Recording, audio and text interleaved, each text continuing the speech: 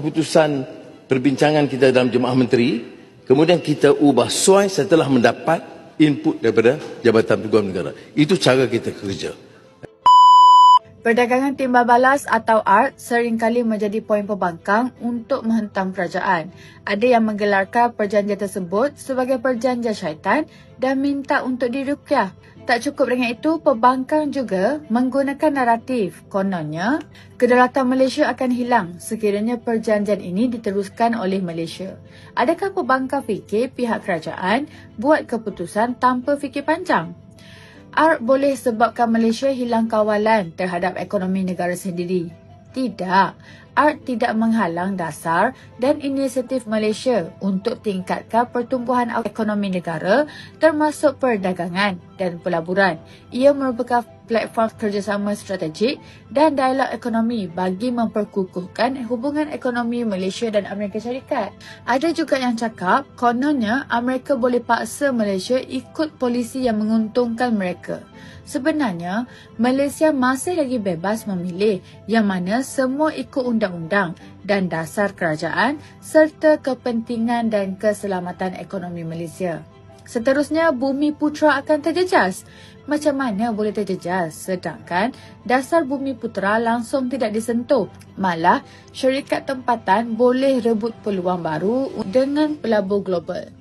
Ada juga kata-kata yang mengatakan kononnya Malaysia akan menjadi alat geopolitik Amerika Syarikat lawan China. Malaysia bukan pro-Amerika Syarikat, bukan juga pro-China. Kita ni pro-Malaysia yang mana kita kekal neutral dan aktif dalam RCEP, CPTPP, APEC dan BRICS. ART cuma tambah ruang dan pilihan, bukan ikatan eksklusif. Dalam pada itu, ada juga ura-ura yang mengatakan tak ada manfaat ekonomi langsung ART ni. Amerika adalah pelabur nombor 1 Malaysia pada tahun 2023. ART fokus kepada sektor bernilai tinggi macam semikonduktor, EV, pharmaceutical, ekonomi digital dan tenaga bersih. Tak cukup dengan itu, ada yang bandingkan ART dengan perjanjian Kemboja dan Amerika Syarikat. Kalau nak tahu, Kemboja ni diorang dapat akses pasaran unilateral, bukan rundingan setara. Contohnya Kemboja dapat diskaun tarif. Malaysia pula dapat pelaburan, teknologi dan strategi global. Perjanjian ini juga melibatkan pelbagai kementerian yang mempunyai kepakaran sendiri. Contohlah, apabila ia melibatkan isu halal, JAKIM akan turut serta. Kalau mengenai import daging, Kementerian Pertanian pula yang akan terlibat.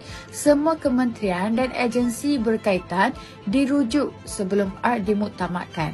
Tiada keputusan yang dibuat secara senyap-senyap. Oleh itu, jangan cepat percaya kepada pembohongan yang disebarkan oleh pihak yang tidak bertanggungjawab. Baca, baca dan baca. Ramai yang cakap Malaysia rugi dalam perdagangan timba balas dengan Amerika Syarikat ni. Tidak, Malaysia bukan rugi, Malaysia tidak tunduk. Tapi Malaysia berdiri sama tinggi supaya dapat memperkukuhkan hubungan dan mempertahankan maruah.